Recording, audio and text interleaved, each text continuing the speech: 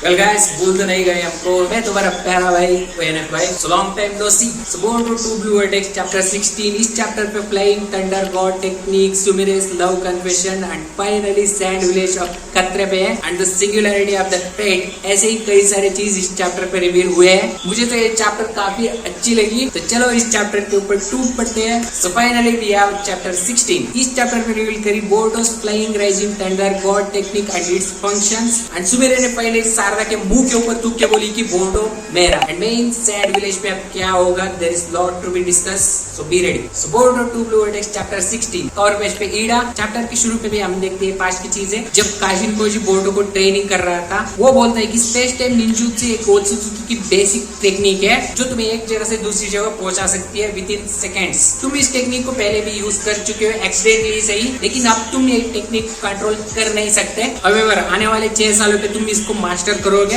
कैसे? By marking metal objects with your chakra. इससे तुम कभी भी कहीं भी पहुंच सकते हो। ये टेक्निक फ्लाइंग राइजिंग से सिमिलर है। और ये सुन के लिटरली बोर्डो शॉक पे भाई। हाँ, तुमने इस टेक्निक को फोर्थ होके की टेक्निक के नाम पे रखे हो, लेकिन इन रियलिटी ये अलग जुत्सु है। ये तुम सब करोगे फ्यूचर पे। और ये सुन के बोर्डो भी लाइक आई एम जीनियस। और अगले पैनल पे हम देखते हैं यहाँ पर बोर्डो को ट्रेन करते हुए काशिन कोजी वहाँ पर आता है। और काशिन कोजी यहाँ पर बोलता है कि शूरिकेन कौन है, ऐसी कौन सी भी मेटल ऑब्जेक्ट हो तुम कोई भी यूज कर सकते हो, इसी को ध्यान रखते हो। काशिन कोजी बोलता है कि तुम मान लो तुम्हारे पास 2 शूरिकेन है, एक नॉर्थ पे एक साउथ पे, तुम किस पे टेलीपोर्ट होगे तुम्हें भी पता नहीं होगा, इसलिए तुम एक ऑब्जेक्ट को एट द टाइम यूज करो। और इसे और भी इम्प्रूव करने तुम्हें एक आइडिया लाया है, to use symbols. Each metal object एक शेप पे है, उसे तुम विजुअलाइज करके उस पर्टिकुलर लोकेशन पे, फॉर लोकेशन पे तुम पहुंच सकते हो एक्यूरेटली। और बोर्डो यहाँ पर पूछता है कि इसे मैं प्रिपेयर करूंगा, और काशिन कोजी बोलता है कि यस, फ्यूचर पे। और कोजी यहाँ पर बोलता है कि the longer the distance the harder it is.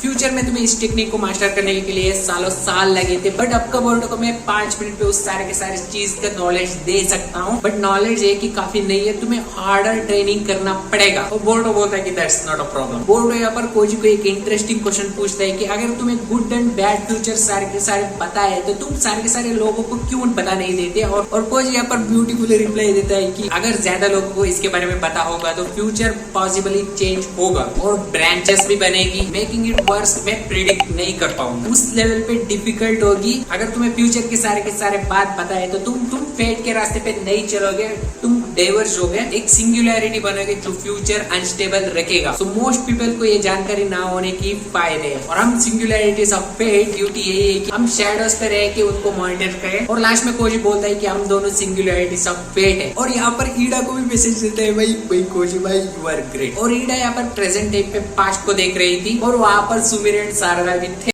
और यहाँ पर वो बोर्डो के हालत भी पूछ रहे थे। और यहाँ पर सुमिर को क्या हो गई बता दे, क्या फीलिंग्स जग गई, क्या फिर जेलसी है। वो लिटरली शारदा के मुंह के ऊपर बोलती है कि शारदा, बोर्डो ऐसा नहीं चाहता, अब तक हम जिंदा है क्योंकि बोर्डो की वजह से, अब हमें बोर्डो का पीछा छोड़ना चाहिए। और शारदा भी यहाँ पर बोलती है, तुम भी वहां पर थी, तुम भी देखे हो ना कैसे बोर्डो को लिटरली मार डाला था। और यहाँ पर सुमिर खुद को दोषी मानती है उस सिचुएशन की वजह से। और यहाँ पर सुमिर लिटरली शारदा को क्वेश्चन पूछती है कि तुम बोर्डो की पेन को रिफ्लेक्टेड करी हो क्या। और सुमिर यहाँ पर बिना डरे शारदा के मुंह के ऊपर थूक के बोलती है कि आई लाइक बोर्डो। और शारदा कोई पिछले चैप्टर में बोर्डो को हक करी थी ना भाई, उससे भी पूछती है कि तुमने हक क्यों किया।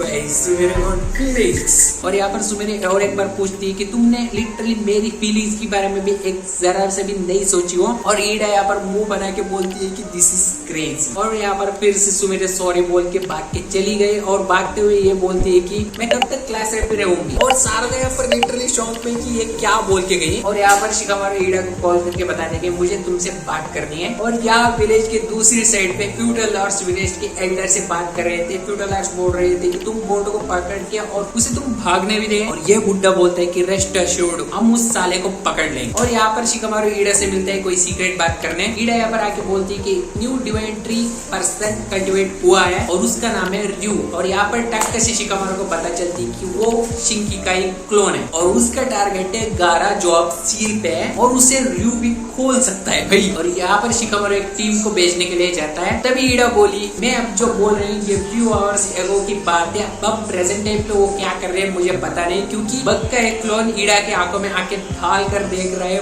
पहाड़ कर भाई। और इसकी वजह से ईडा डरी हुई है और ईडा यहाँ पर सॉरी भी मांगी और शिकामारू यहाँ पर बोलता है कि दैट्स फाइन बाय मी, मुझे पता नहीं था तूने बोर्ड को भगाया था। और शिकामारू यहाँ पर मान भी लेता है कि हाँ मैंने ही भगाया था। और यहाँ पर वो बोलती है कि कावाकी एंड बोर्ड अब मिल चुके हैं, वो दोनों का ट्री पर्सन का ख्याल रखेंगे, मैं डिवाइन ट्रीज को उन दोनों के ऊपर छोड़ देती हूँ। और शिकामारू यहाँ पर ईडा से एक टोड के बारे में पूछता है और वो बोलता है कि ये काशिनकोजी की टोड है ना। और यहाँ पर लिटरली ईडा के बालों से एक टोड निकल के बोलता है कि वेल डन शिकामारू, मैं एक क्लू दूंगा, सारुटोबी कोनोहामारू, मित्सुकी एंड सारदा उचिया को तुम लैंड ऑफ विंड पे भेजो। और शिकामारू लिटरली शॉक पे भाई, चेहरा तो देखो उसका। मात्सुरो एंड रू उस विलेज पे अब हमला करेंगे और शिकामारू यहाँ पर क्वेश्चन पूछता है कि क्यों, कैसा। और यहाँ पर लिटरली वो टोड ने जवाब दिया कि बोला ना नो क्वेश्चंस। और एक इम्पोर्टेंट पॉइंट, हिमोहारी को इस विलेज की बाउंड्री से बाहर मत निकलने देना, नहीं तो जुरा उसको मार डालेगा। अगर जुरा विलेज के बुक स्टोर पे भी आ जाए, लोगों को बोलना है कि उसे प्रोवोक मत करो, उसे लड़ना मत। अगर जुरा को प्रोवोक किया तो पूरा का पूरा विलेज डिस्ट्रॉय हो जाएगा भाई। और यहाँ पर शिकामारू को चेहरा देखने लायक थी भाई। और तभी वो टोड जाने लगती है और जाते जाते वो टोड बोलती है कि follow your heart to achieve better future. और शिकामारू यहाँ पर एक टेंशन पे एक सुट्टा मारते हुए दिखता है। और तभी हम देखते हैं सुमिरे को और वो होते हम देखते हैं सारदा, मित्सुकी एंड कोनोहामारू पहुंच गए हैं सैंड विलेज पे। और यहाँ पर आरा एंड योडो उसे ज्वाइन करते हैं। हाँ देखे होंगे कई चुनिन एग्जाम पे, जरा रिविजन करो भाई। कोनोहामारू यहाँ पर आगे बढ़ने के लिए बोलते हैं। यहाँ पर आरा सारदा को चिढ़ाते भी है। तभी वो एक जगह पर पहुंचते हैं और यहाँ पर हम देखते हैं मात्सुरो एंड रयू को। और कोनोहामारू यहाँ पर बोलता है कि